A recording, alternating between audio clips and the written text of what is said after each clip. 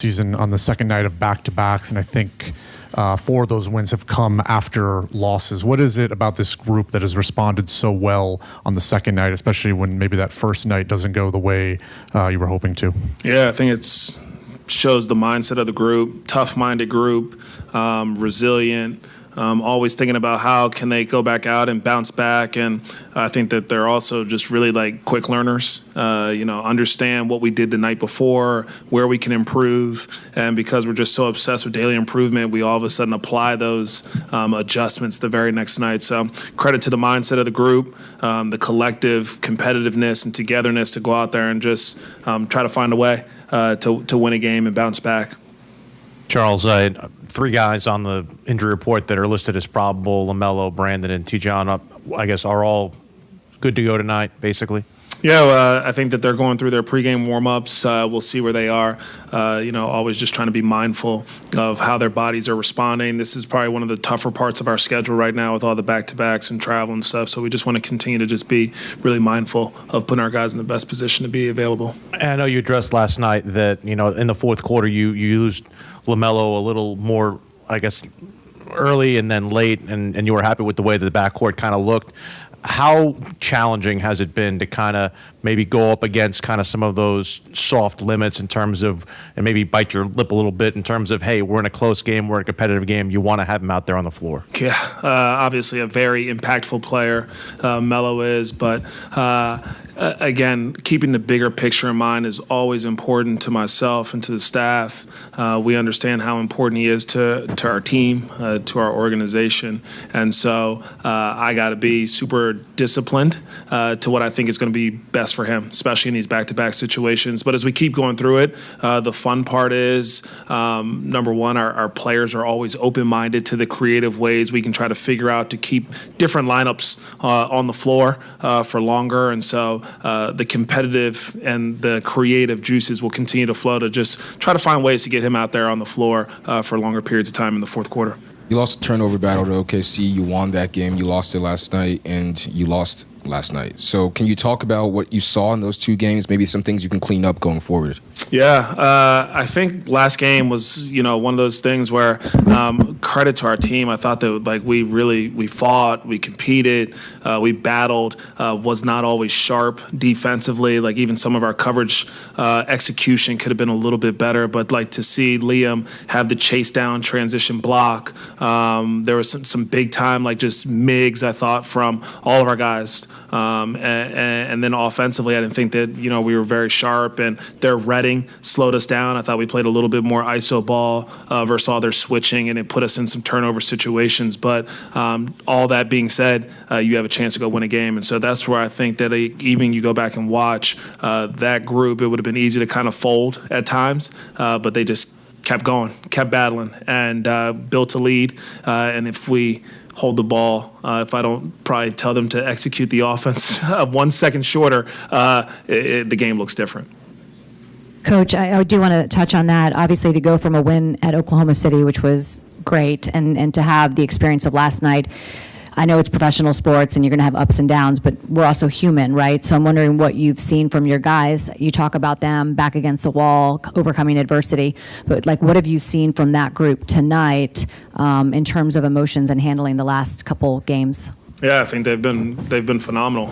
The will to try to find a way to win. I've seen the physicality go up, the understanding what every moment is requiring of you, and I think that individually and collectively, we have each other's back in all moments. And you see it defensively. You see a group that again is bringing a sense of physicality with our switching, the physical steers. I think that we've had a lot of activity in the paint to kind of help protect the paint, the rim.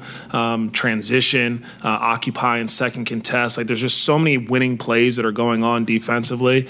And then offensively, I think they understand how much they need each other. And the ball movement's been really good, has been really consistent. And just last night, I thought there was a little bit of a hiccup. But again, we put ourselves in a position to go win a game, even though it wasn't pretty at all times. And it's not always going to be pretty. And the best teams that I've been around, you find a way to win that game. And I think we're going to be a lot better from going through that experience yesterday. We've been a lot better after we've experienced a lot of these tough games, and we learn from them.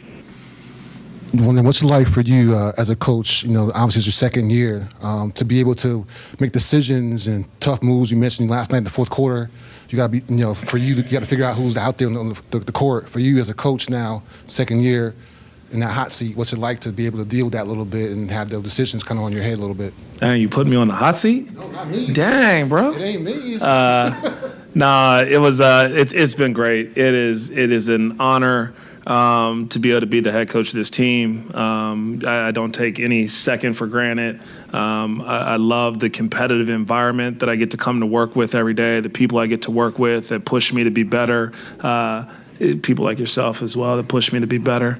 But no, honestly, even in year two, with some of the tough decisions you have to make, you learn from them. There's been a couple, again, like last night, I keep going back, right play, too quick. But who would have thought that we'd just go down the middle of the paint and shoot a layup that quick? If we had to make one more in and out move or something, there'd be less time on the clock. But again, you go back, you watch it, you learn, you grow, and year two has been a lot of fun, a lot of different situations. But I feel like I've kind of grown as a coach, and the players have helped me grow, and so has my staff. The other thing is when you have Con against LaMelo and B. Miller out there, Miles, most of your core guys are starting five for the most part. You guys have a winning record. If they're able to all play tonight, how does that continuity help you as a coach to kind of be able to have your guys out there to be able to just go for it for a while? Yeah, no, it helps a lot. Continuity is one of those things that definitely helps some of the more veteran teams, some of the teams that we see at the top of the standings right now. When you've played together for a while, it just helps you on both ends of the court to know where each other are. But we don't have that luxury as we have a younger group, have some guys injured, are always shuffling those things. So I think we're actually learning some other experiences of how to be flexible, how to be a little bit more open-minded, how to deal with some adversity that's going to bode well for us as we go through the rest of the season. Colin Sexton was leading the team in scoring, got taken out of the game with about 2 minutes left for LaMelo, but instead of hanging his head, he was the first guy to celebrate with LaMelo when he got that bucket to put you guys up with 2 seconds left. What does that say about his mindset and the importance of him being on this team as a veteran leader and just a great teammate? Yeah, it's not a surprise at all. That's just who Colin's been since day one, since he's got here. Very selfless, very into trying to help elevate his teammates, elevate the environment. He's one of the more supportive guys I've ever seen, and it's not all about himself, which is amazing, and it's rare in sports in this world, and so it's good to see somebody that is so hungry to be great, but also wants to see the greatness of others as well, and so we don't take that for granted, and I greatly appreciate the fact that he even wants to be that type of player consistently. You talked about understanding the big picture. How do you balance the big picture with the game-by-game, night-by-night thing where you're trying to win games in the NBA, but also realizing, hey, we have to focus on what might matter later on down the road? Yeah, health is important. Development's important. And so I think it's an important balance. But we've done a good job of, I think, accomplishing both, of trying to go win a game while also developing our players and also trying to keep them in a healthy spot. And unfortunately, maybe the results say otherwise at times, but I feel really good about our process and what we've been doing, and we're going to stay committed to it. Hey, Coach. How you doing? Good. So you were talking about just your core group of guys, the young guys, and health and more, and just your wealth of experience. You're seeing teams across the league reshape and young people and guys talk.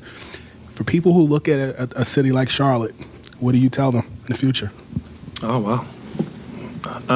I tell them as a city or just as an organization? Both. Okay. I would just say as a city, unbelievable transplant city. The southern hospitality is definitely apparent. Phenomenal weather, good food, great schools. It's just been an unbelievable place to live. You get kind of like that big city feel without all the traffic and all the things that sometimes come with a big city. So it's an amazing place to raise a family and grow. And then I think as an organization, we continue to build something really special here. I think the people in the building are great. I think ownership has put together a vision to figure out how to be one of the premier sports franchises in the NBA. And because of all the talent that we continue to acquire on this roster and we develop it in the right way, I think the sky's really the limit.